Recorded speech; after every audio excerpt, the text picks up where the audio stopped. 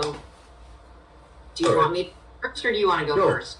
No, I will go first. It's my comments really are based on what happened at the last council meeting, and so I'm going to offer an apology, and my apology to my sincere apology to my fellow council members and the community for something that took place and has caused tension and division.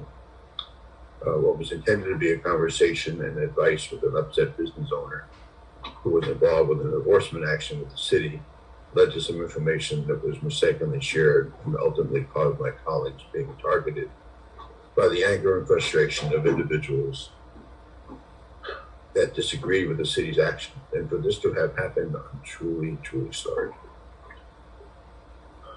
Looking back, it was something that should not have happened. As a member of this council, I should have been more aware of my actions and words and what affected our community. I've been part of this. I've been part of the city for 35 years, and while we can differ on votes, my role as a council member requires me to be united in our approach in dealing with difficult situations for the betterment of the whole community.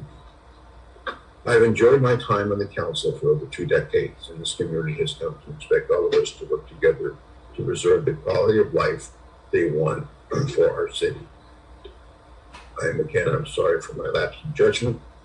I want you to commit to maintaining the kind of working relationship we all want and need. And I sincerely hope for this apology we can continue in a matter that become representative of the Broad Hills.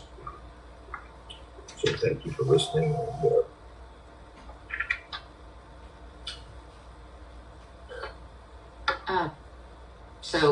Yes. Is it my turn? Yeah. Yes, please. Thank you.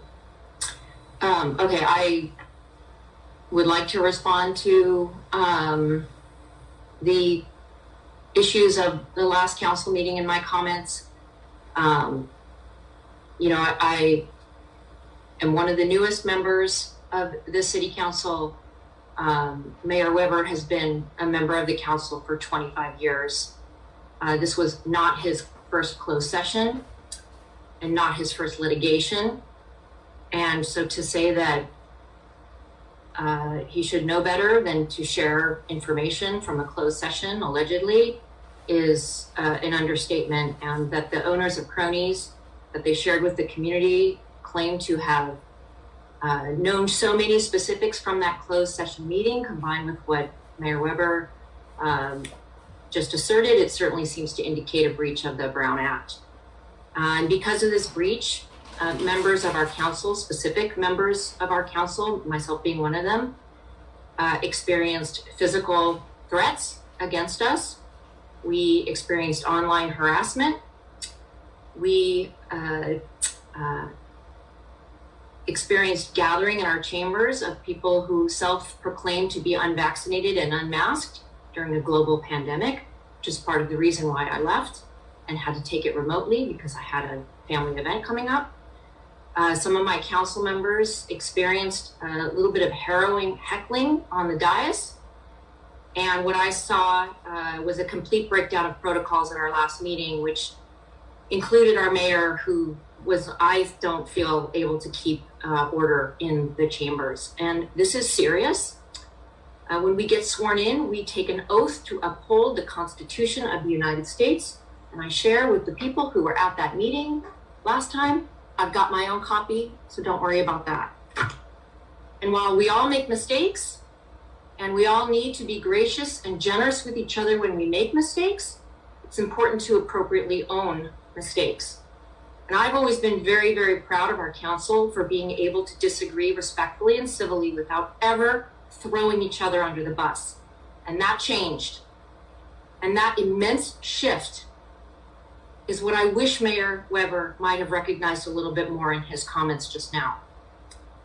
So personally, on behalf of many constituents who reached out to me after our last meeting and the Acorn article that covered it, I don't feel that Mayor Weber should be the face of Agora Hills.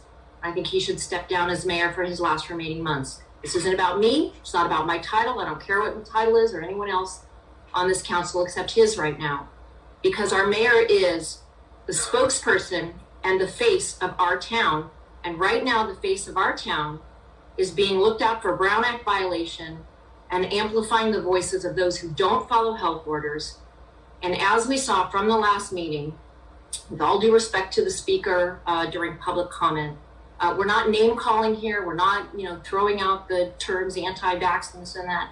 These are people who are self-proclaimed disbelievers of COVID, disbelievers of vaccines, and that puts our residents at risk. There have been 25,000 deaths in this county, and to bring that into our chambers and into our city, I think is very, very serious and something that